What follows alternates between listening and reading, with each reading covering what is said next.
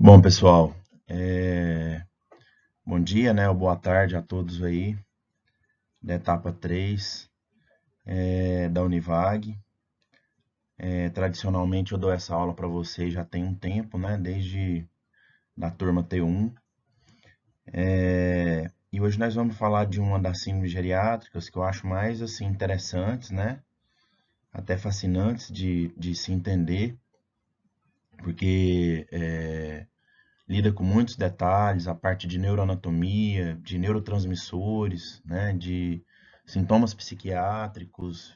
Então, ela lida muito com parte clínica mesmo, né, da medicina e também com alguns detalhes também até da psiquiatria, né, de sintomas psiquiátricos que o paciente eventualmente pode apresentar. Então, vamos falar de delírio, que eu acho também sempre legal contextualizar, né? A gente tem os Is, né, os 5 Is, que é a imobilidade ou a síndrome de imobilidade, a incontinência urinária ou incontinência fecal, a insuficiência cognitiva, né? Lembrando que o delírio é uma forma de insuficiência cognitiva também, as iatrogenias, que são muito frequentes e muitas vezes até são causas de delírio, né?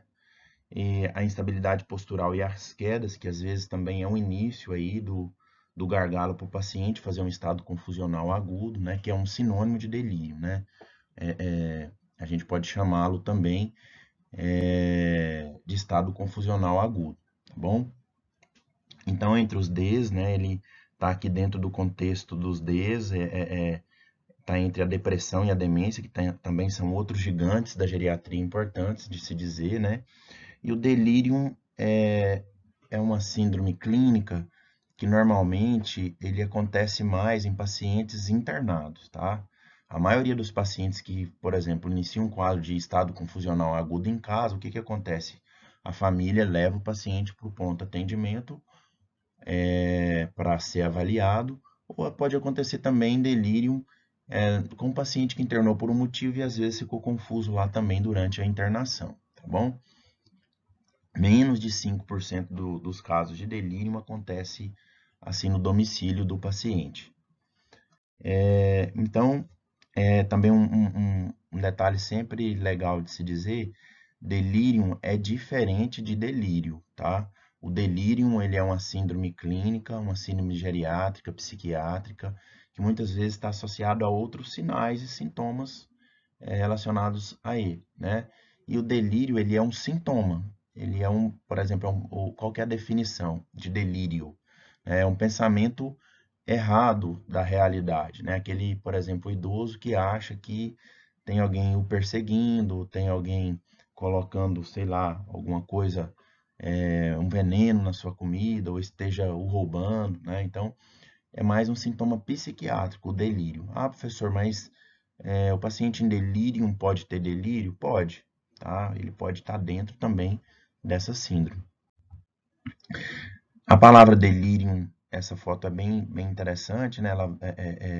Porque ela vai ao encontro da palavra, da definição da palavra delirium, que vem de delirare, que significa fora dos trilhos, estar fora do lugar. Então, o que é uma pessoa fora dos trilhos ou um idoso fora do lugar, né? Normalmente, fora do lugar é até lembrando que o hospital, o ambiente de UTI, ambiente de enfermaria, muitas vezes eles são contribuintes para o estado confusional agudo, tá? Então, é uma pessoa que sai fora do seu eixo, né? Principalmente do seu eixo cognitivo.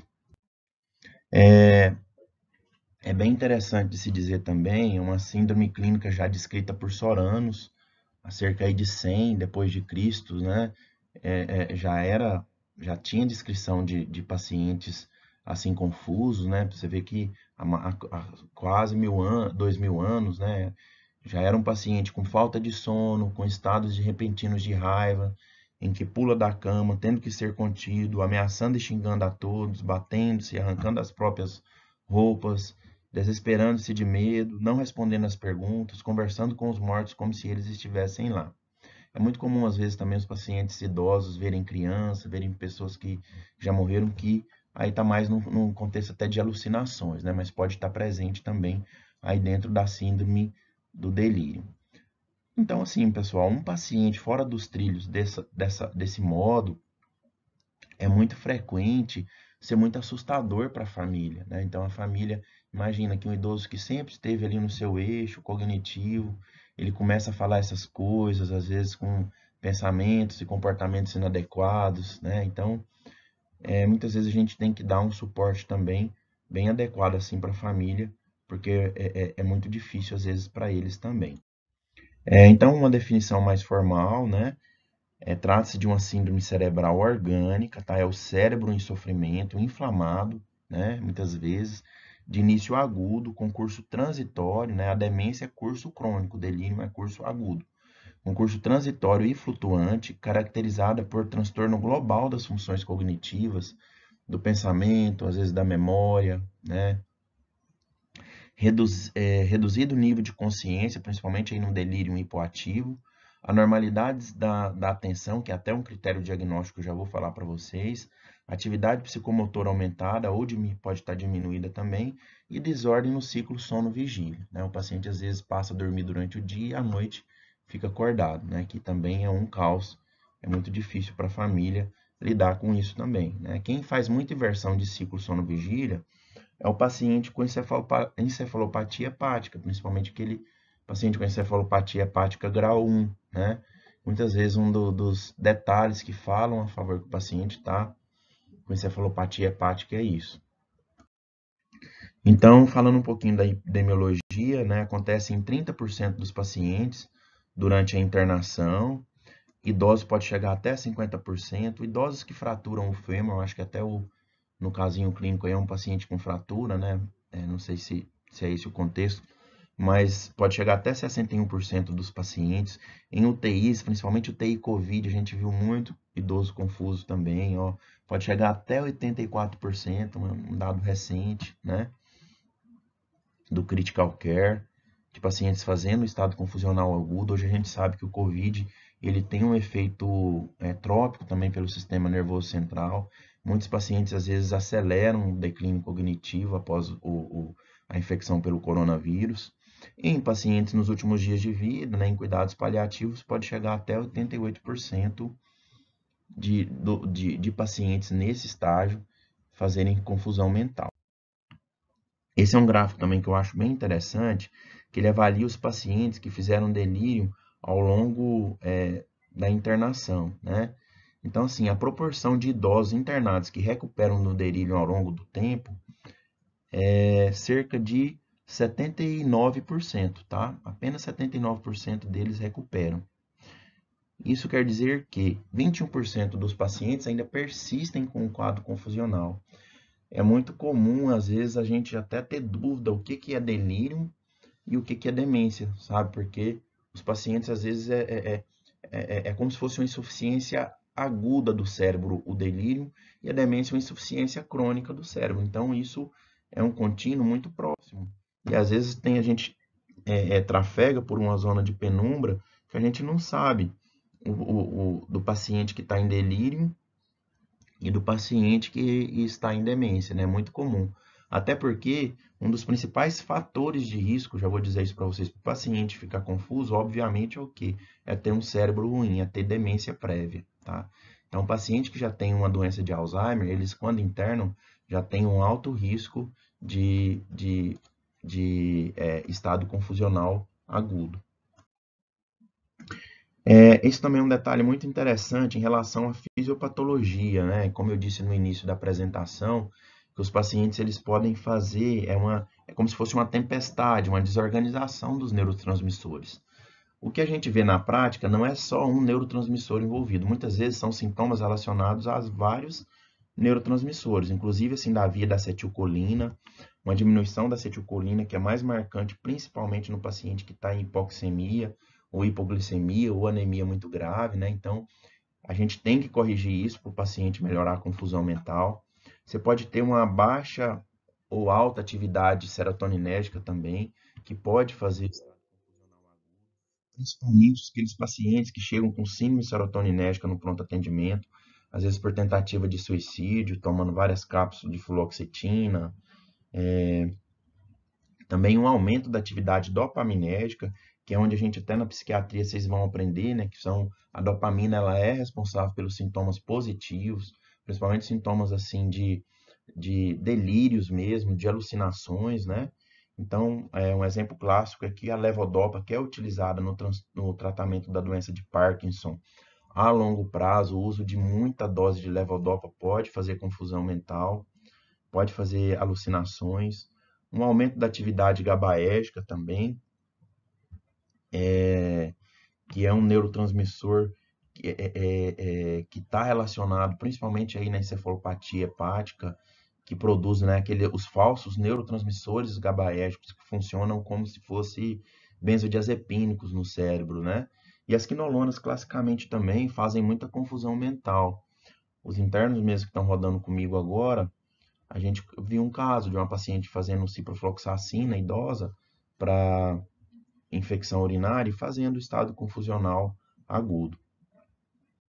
Então, pessoal, normalmente não é só um neurotransmissor, tá? Às vezes pode ser um mais relacionado, mas o que a gente vê na prática às vezes são sintomas dos vários neurotransmissores, né? Por exemplo, memória. Quando você tem déficit de acetilcolina, um dos principais comprometimentos que a gente tem é na memória, tá?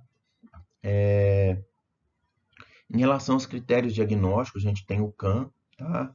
Que é o que mais a gente utiliza na prática clínica. Quando vocês forem estudar, vocês vão ver que tem o CAM da UTI também, que não é bem o foco dessa aula. A gente vai falar mais do CAM, que a gente usa no ambulatório, que foi criado pela ENOI, né? E é os critérios basicamente do DSM-4 e do DSM-5 que a gente usa. O paciente ele tem uma dificuldade de focalizar a atenção. É como se a gente conversasse com o paciente e ele tivesse, por exemplo, mexendo no celular, sabe? Ele não consegue focar a atenção em você, né? É o que a gente vê hoje, que as pessoas que ficam com o celular e conversando com a gente ao mesmo tempo, né? Eles não prestam atenção nem numa coisa nem na outra. É mais ou menos o que acontece com o paciente com déficit de atenção, que está ali, você tentando colher a história dele e ele está perdendo o foco. Pode ter uma mudança aguda no estado mental de base, né, do paciente, que é o que eu falei que é uma alteração aguda da cognição, tá? E pode ser de curso flutuante. O interno e o residente pode passar, o paciente está bem, falando bem, e a hora que a gente vai lá, parece que ele não viu o doente, o paciente está confuso, ou pode acontecer o contrário também. O pensamento é desorganizado, ele muitas vezes não tem uma lógica, né, no que ele fala, também isso é muito angustiante para a família e pode ter alteração do nível de consciência, né, pode cursar com mais sonolência ou até estado mais assim comatoso mesmo, né?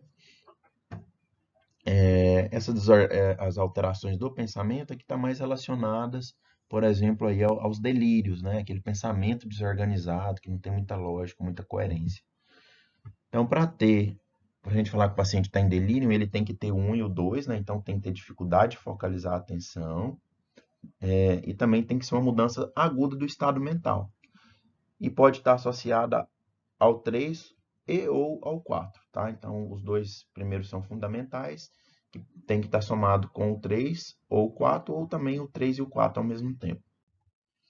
Esse é um gráfico que eu gosto bastante também, que ele como várias síndromes de geriatria, está muito relacionado assim aos fatores predisponentes que o paciente tem, fatores de vulnerabilidade e fatores, por exemplo, predisponentes, né, que precipitam ele ali a entrar na síndrome, né? Então, se o paciente tem um fator predisponente muito importante, como doenças graves, multimorbidades ou uma demência grave, às vezes o fator, o insulto para ele descompensar, para ele entrar em confusão mental, ele é pequeno, às vezes uma medicação do sono, uma infecção urinária, né? Assim como um paciente igual jovens, né? Assim, mais jovens, que tem pouca doença, para ele entrar em delírio, tem que ser uma intensidade alta do agravo, né? Às vezes uma neurocirurgia, uma cirurgia grande, anestesia geral, uma estadia em UTI, um traumatismo crânioencefálico, né? Então, não basta querer, né? Às vezes os fatores predisponentes, eles são muito imbricados também com os fatores precipitantes, e quanto mais fator predisponente o paciente tem, menos fatores precipitantes são necessários para o paciente entrar em delírio. É muito comum um paciente com uma pneumonia, por exemplo, chega no pronto atendimento com confusão mental e um menos avisado vai pensar que ele esteja tendo um AVC, pode até estar tendo mesmo, mas de base o que ele tem mesmo é um estado confusional agudo, tá bom? Então, assim, pessoal, por isso que é muito comum em geriatria, porque em geriatria, muitas vezes, a gente, além da idade já avançada, a gente tem doenças crônicas, somatórias dessas doenças crônicas, tá? E o paciente, muitas vezes, para derramar o copo, são gotas que vão acrescentando nesse copo para ele ser entornado, né? Para surgir aí a síndrome do delírio. Então, falando um pouquinho mais dos fatores predisponentes, né? Então, a idade é um fator predisponente. Quanto maior a idade, maior a chance, né? Quanto mais doenças envolvidas, a gravidade da doença, a demência eu até deixei destacado que é o principal fator de risco, já vi isso aparecendo em prova. A albumina baixa, né? E aí, por exemplo, um estado nutricional ruim também. Por exemplo, presença de anemia, um índice pré-operatório do ASA, né? Que a gente usa. Se um paciente tem uma doença, por exemplo, insuficiência cardíaca descompensada e precisa operar de urgência, a chance dele também entrar em delírio é maior. Se ele tem um comprometimento funcional nas atividades básicas e instrumentais de vida diária, a doença hepática ou renal, principalmente aí a encefalopatia hepática, né? Ou a cirrose, se o paciente tem cirrose, tem mais chance também, ou insuficiência renal crônica. Doenças neurológicas crônicas, como AVCs, doença de Parkinson, atrofia de múltiplos sistemas, as doenças crônicas, né? Neurodegenerativas, eles são fatores também de riscos importantes. Desnutrição e desidratação pode ser até um fator precipitante, né? A desidratação, e também aí a polifarmácia. Tá? Quanto mais remédios, também maior a chance.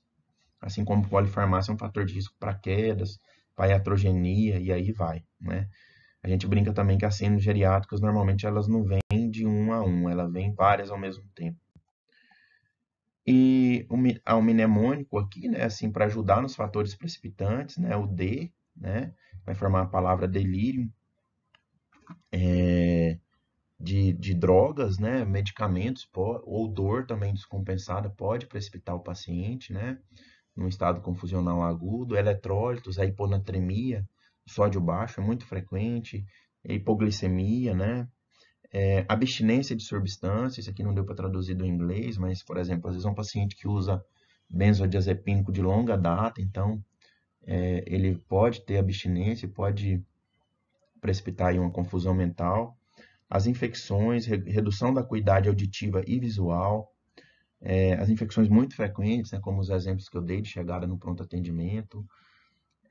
A redução da acuidade auditiva ou visual está mais até relacionada a fatores predisponentes, mas também é importante dizer.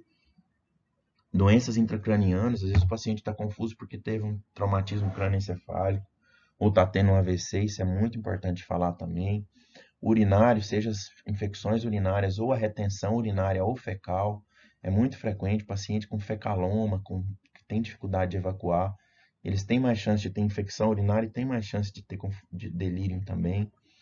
É o miocárdio que está associado mais aí por exemplo, a infarto do miocárdio ou tromboembolismo pulmonar, que pode fazer hipoxemia, né? Pode ser fatores precipitantes para confusão mental também, tá bom?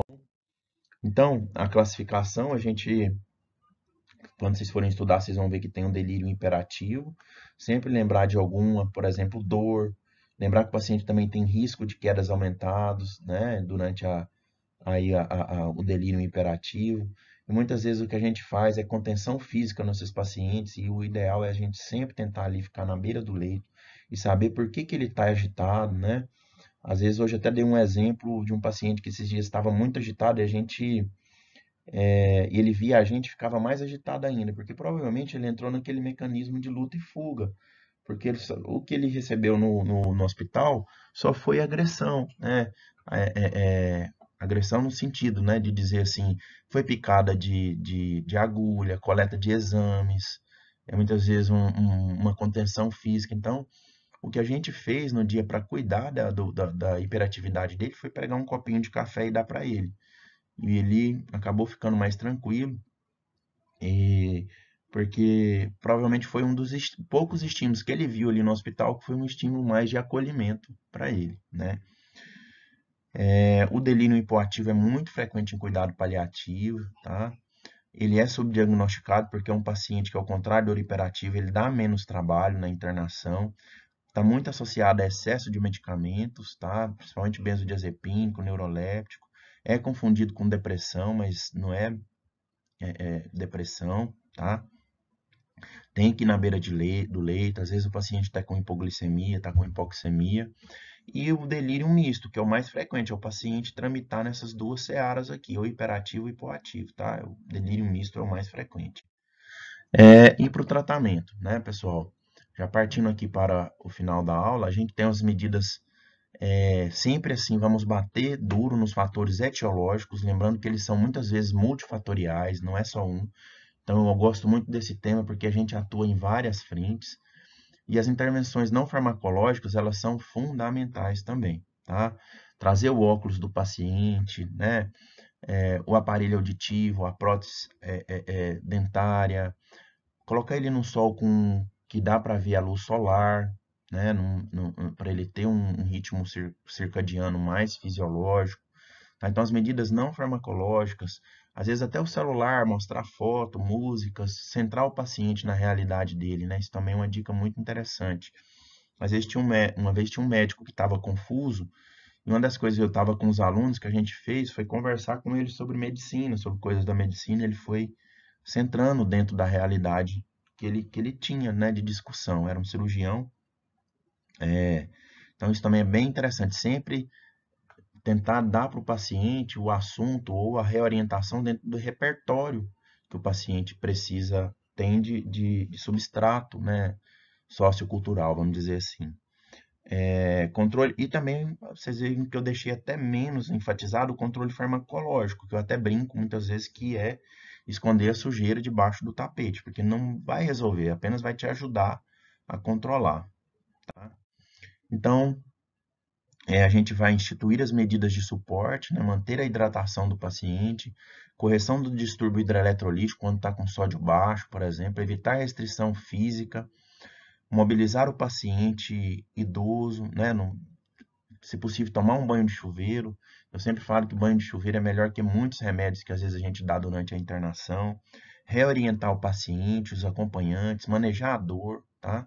Tratar as condições médicas subjacentes que forem possíveis, às vezes está com anemia, vamos tratar, ajudar já a bater duro aí na desnutrição, já com suplemento nutricional, está com insuficiência cardíaca descompensada, tratar da insuficiência cardíaca, né?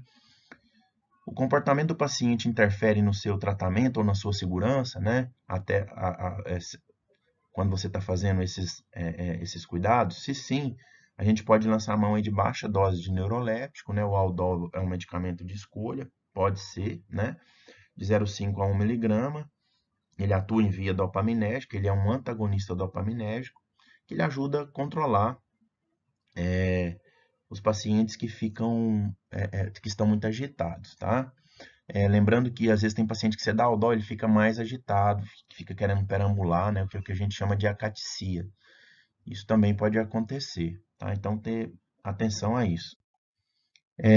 Revisar as medicações é muito importante aí com a história clínica, fazer um exame físico adequado para identificar, às vezes, síndromes que estão subjacentes, como insuficiência cardíaca, infarto, embolia pulmonar, e pode, né, e muitas vezes você vai precisar de exames, né, e até exames que o paciente já tem previamente. Revisar os medicamentos, descontinuar aqueles medicamentos que estão relacionados ao delírio. Se tem histórico de quedas, pensar no TCE, traumatismo crânioencefálico, se sim, fazer pelo menos uma TC de crânio. Tem suspeita de infecção? Se sim, né, vamos dar antibióticos, né? Tem rigidez de nuca? Quando tem rigidez de nuca, a gente vai pensar mais aí não só no encefalite, né? O delírio, ele é uma forma de encefalite. A gente vai pensar mais aí numa meningoencefalite. Se sim, a gente vai realizar um líquor. Se a etiologia ainda permanecer desconhecida, sempre assim dosar B12, né, vitamina B12, o TSH para ver a tireoide, fazer um eletroencefalograma, se for possível, às vezes fazer uma ressonância nuclear magnética do paciente, e dosagem sérica de medicamentos que possam, às vezes, estar relacionado a isso, né, como lítio, intoxicação por lítio ou fenitoína.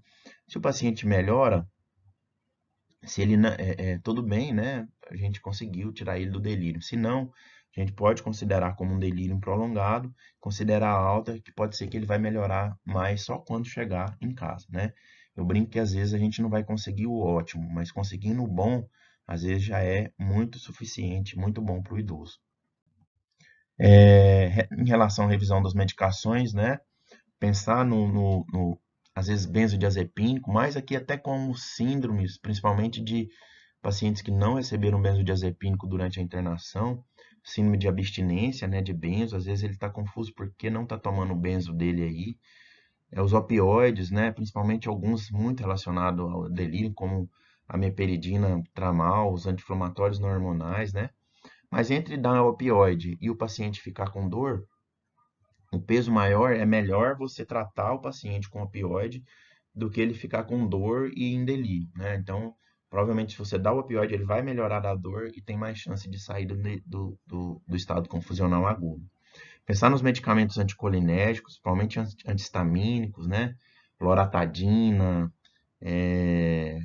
ixizine, os antiparkinsonianos, atropina, usando o Buscopan de horário, né? Que é a escopolamina, antidepressivos tricíclicos, como a nortriptilina, a amitriptilina, os neurolépticos, né? Tem medicamentos cardiovasculares também relacionados a delírio, como a digoxina, e aí vai, pessoal, né? Aí eu tive agora recente um caso também de intoxicação pelo lítio, é muito importante a gente ficar atento. Então, após a revisão da medicação, aí a gente, se não conseguir, o paciente ainda continuar agitado, a gente pode lançar a mão, né, dos medicamentos dos antipsicóticos. Como eu disse, o haloperidol é um medicamento de escolha, né, para tratar ali durante a crise, né? Pode ter os outros neurolépticos também atípicos, né, ou antipsicóticos atípicos, olanzapina, quetiapina e a risperidona. O aripiprazol também tem sido estudado, né? Mas minha experiência também é pouco com aripiprazol. Eu gosto mais da quetiapina, porque ela tem menos impregnação, né? E dá para a gente utilizar, por exemplo, doses mais baixas, de meio comprimido de 25, às vezes de liberar, tem também a quetiapina de liberação prolongada, que é bem interessante, né? O tratamento farmacológico, né, não tem muita evidência de ficar fazendo anticolinesterásico, né, não sei se você já tem conhecimento, mas a donepezila, a rivastigmina e a galantamina são os medicamentos que a gente usa para tratamento de demência e não de delírio. A gabapentina no pós-operatório é muito interessante, a gente lança a mão também bastante dessa conduta, uma vez que os pacientes usando gabapentina, eles reduzem a necessidade de opioide, e também, né, que é um adjuvante para dor, principalmente nos pós-operatórios de fratura de quadril, é bem interessante também. A melatonina para aqueles pacientes que têm muito transtorno de sono, né, também pode ser uma tentativa, tá? Em relação ao delírio hipoativo, a ideia é não utilizar antipsicóticos, porque o paciente, imagina, já está hipoativo, sonolento, você vai dar antipsicótico, ele vai ficar mais ainda hipoativo. Tem alguns estudos demonstrando benefício com a ritalina, né, o metilfenidato, para o delírio hipoativo, mas a minha experiência também não é tão boa nas vezes que eu fiz, tá, para delírio. E os benzodiazepínicos, sempre fica essa carta na manga, tá? Vocês aprendem que benzodiazepínico é muito ruim para idoso, é mesmo, mas se já era usuário crônico durante a internação, não é a hora de retirar. Às vezes é só redução de dose, ajuste. E se tem abstinência de drogas ou álcools, ou, por exemplo, teve efeito também é, é, é, adverso ao uso de neurolépico, às vezes o benzodiazepínico pode ser uma escolha, ou naquele paciente muito ansioso, de base, né? Então, se tem abstinência de álcool e drogas, por exemplo, cocaína, ou álcool mesmo, né? Então, os benzodiazepínicos, eles são uma alternativa interessante para controle do delírio. Então é isso, pessoal. Essa é a turma que rodou comigo, né? Os meninos já estão formados da Univag. Espero que vocês também, daqui a um tempo, né? Consigam também chegar no objetivo de vocês. Qualquer dúvida, pode pegar meu telefone com a líder, pode tirar as dúvidas, passar para mim assim que eu tiver um tempo, eu respondo para vocês, tá bom, pessoal? Um abraço aí, fiquem com Deus.